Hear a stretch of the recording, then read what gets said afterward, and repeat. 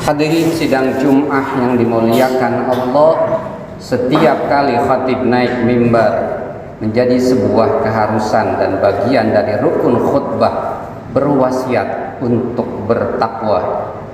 Wasiat takwa disampaikan dengan ungkapan, dengan ajakan, mari kita manfaatkan waktu kita yang luar biasa ini selama kita hidup di dunia ini untuk mengabdi dan beribadah kepada Allah sebagai bekal kita untuk pulang nanti ke tempat asal kita, keharibaan Allah Subhanahu wa ta'ala.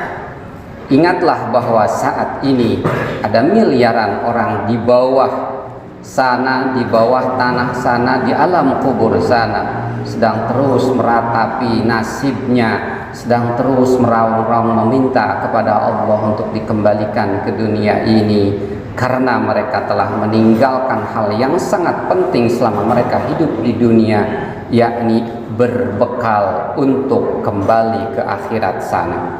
Hadirin yang dimuliakan Allah, mungkin satu hari atau 2 hari lagi kita akan ketemuan tamu agung yang luar biasa. Bulan suci Ramadan yang sangat dielu-elukan dan didambakan oleh orang-orang yang beriman, karena di dalamnya teramat sangat banyak keutamaan, pahala dan anugerah dari Allah Ta'ala.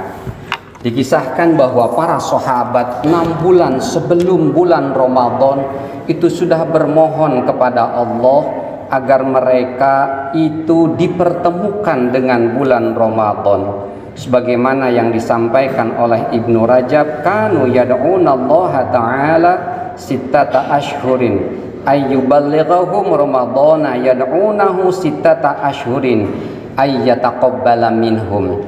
Para sahabat Nabi itu 6 bulan sebelum bulan Ramadan sudah memohon kepada Allah agar mereka disampaikan usianya sampai bulan Ramadan. Dan setelahnya Ramadan, 6 bulan setelahnya bulan Ramadan, terus menerus mereka berdoa kepada Allah agar ibadah mereka selama bulan Ramadan yang lalu diterima oleh Allah Subhanahu wa ta'ala.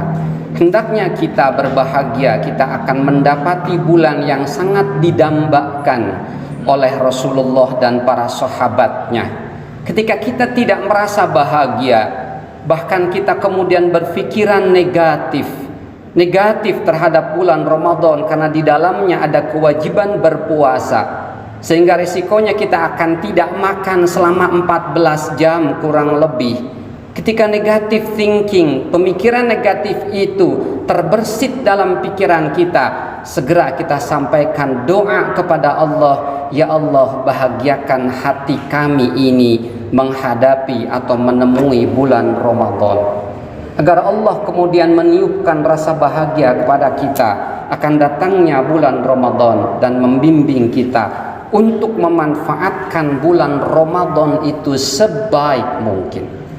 Hadirin yang dimuliakan Allah, ada satu hal yang sangat penting yang seharusnya menjadi sebuah hal yang menjadi target pencapaian kita dalam setiap bulan Ramadan, atau bahkan dalam setiap hal.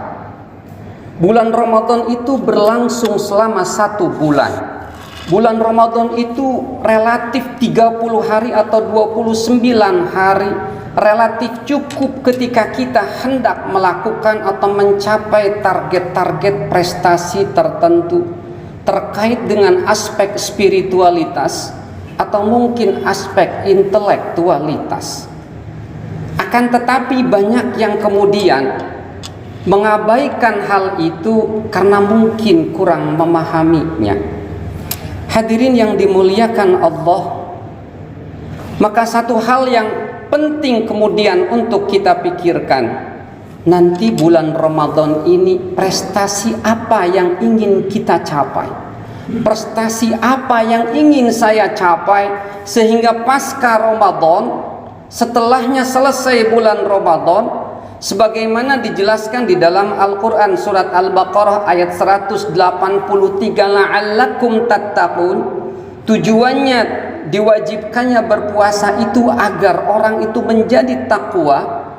Output dari puasa selama bulan Ramadan itu agar orang-orang itu menjadi takwa, orang-orang yang beriman menjadi orang-orang yang bertakwa, itu bisa kita capai. Dalam kesempatan khutbah yang singkat ini, khatib ingin menawarkan kepada hadirin para bapak yang dimuliakan Allah, mari kita coba tetapkan target atau tujuan apa yang ingin kita capai terkait dengan bulan Ramadan yang insya Allah akan menemui kita dan kita akan menemuinya. Di dalam konsep ilmu manajemen ada istilahnya planning. Planning itu tahap yang paling awal dari pelaksanaan sebuah program ataupun proyek untuk mencapai sebuah tujuan. Planning itu didefinisikan sebagai Anda menetapkan tujuan dan memutuskan bagaimana cara mencapai tujuan tersebut. Setiap program yang ingin kita jalankan pasti kita ingin mengharapkan sesuatu yang kita capai. Maka kemudian hal ini pun perlu untuk membimbing kita bahwa kita akan menghadapi bulan Ramadan. Seharusnya dan sepatutnya kita tetapkan sebuah program perbaikan perilaku akhlak kita, program peningkatan spiritualitas kita selama bulan Ramadan ini. Maka bolehlah kemudian kita tetapkan kita mempunyai tujuan apa di bulan Ramadan ini. Kita apa yang ingin kita capai pasca Ramadan ini. Misalnya bagi orang-orang yang beriman, tentu saja dia ingin menginginkan ada kepeningkatan spiritualitas. Dan peningkatan spiritualitas itu bentuknya sangat banyak. Kita ambil contoh saja. Misalnya seorang mukmin, seorang yang beriman ingin keluar dari bulan Ramadan, dia menjadi ahli sholat tahajud. Misalnya seperti itu.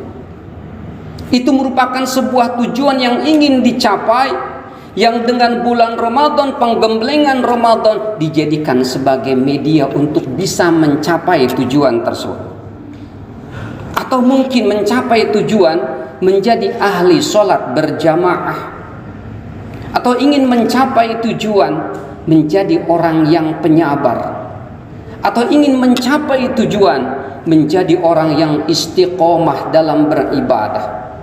Masing-masing kita bisa menetapkan tujuan spesifik berdasarkan kebutuhan kita, berdasarkan keperluan kita.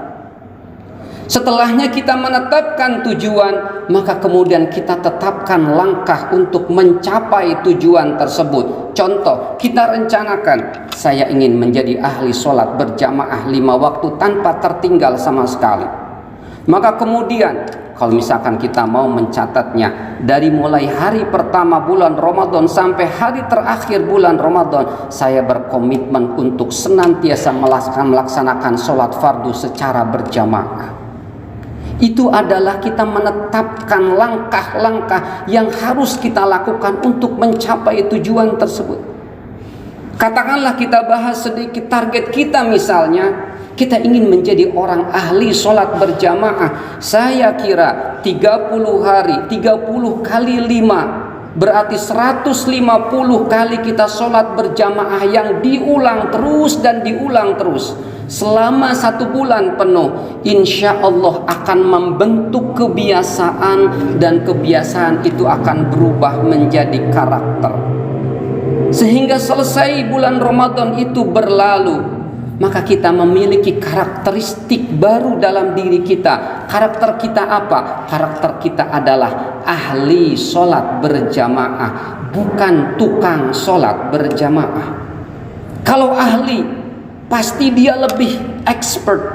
Kalau ahli, pasti dia lebih rajin, lebih terlekat dengan pekerjaannya. Jadi hadirin yang dimuliakan Allah, kesempatan yang luar biasa yang tidak Allah berikan kepada setiap orang, mari kita manfaatkan, mari kita maksimumkan, mari kita pinjam konsep dalam ilmu pengetahuan yang di kampus ini senantiasa Anda, saya pelajari. Mari gunakan itu untuk mencapai sesuatu yang luar biasa dalam peningkatan spiritualitas kita. Mari kita lakukan perencanaan selama bulan Ramadan ini. Target lulus bulan Ramadan, saya ingin menjadi pribadi seperti apa? Apakah ingin menjadi ahli sholat berjamaah, atau ingin ahli sholat fardu, menjadi ahli sholat tahajud, atau menjadi ahli sabar, ataupun ahli-ahli yang lainnya? Dan kemudian tetapkan langkah-langkah, niatkan di dalam hati bahwa saya selama bulan Ramadan akan berkomitmen untuk melakukan hal ini, dan ini. Dan setelah itu, setelah kita tetapkan langkah yang akan kita kerjakan, kita angkat kedua tangan kita mohon kepada Allah, ya Allah, Engkau maha tahu apa yang tersembunyi di dalam diri kami dan apa yang kami perlihatkan. Ya Allah, kabulkan hajat kami, tuntun kami untuk mencapai cita-cita kami. Silahkan lakukan hal yang seperti itu dan jalankan selama bulan Ramadan ini, berkomitmen untuk melaksanakan tujuan yang ingin dicapai. Apa dampaknya? Dampaknya pertama, ketika kita bisa melaksanakan rencana kita, katakanlah tadi target kita menjadi ahli sholat berjamaah, karena kita saat ini merencanakan 150 waktu saya tidak akan pernah telat sholat berjamaah, maka setiap satu sholat berjamaah yang kita laksanakan akan dilipat gandakan oleh Allah 700 kali.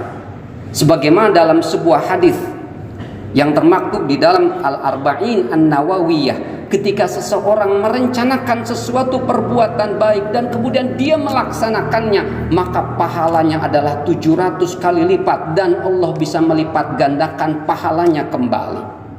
Jadi ketika kita nanti bisa melaksanakannya, luar biasa pahalanya. Kenapa? Karena kita merencanakannya, karena kita meniatkannya saat ini. Yang kedua, ketika ada satu waktu kita terlewat dari sholat fardu berjamaah karena 1-2 hal, Allah, malaikat sudah mencatat bahwa kita sholat berjamaah secara utuh dan pahalanya tidak dikurangi sedikit pun. Itu pun menurut hadis yang termaktub dalam kitab Al-Arba'in An-Nawawiyah. Berikutnya yang ketiga keuntungannya, ketika kita bisa mencapai melaksanakan apa yang kita rencanakan, keluarlah setelah bulan Ramadan, kita menjadi pribadi yang berkarakter mulia, berspiritualitas tinggi, dan insya Allah akan dicintai oleh Allah ilahi Rabbi. Mudah-mudahan kita bisa menetapkan tujuan untuk pencapaian di akhir bulan Ramadan yang ingin kita capai, untuk bulan Ramadan yang insya Allah 1443 Hijriah yang akan kita temui dan akan menemui kita tidak lama lagi.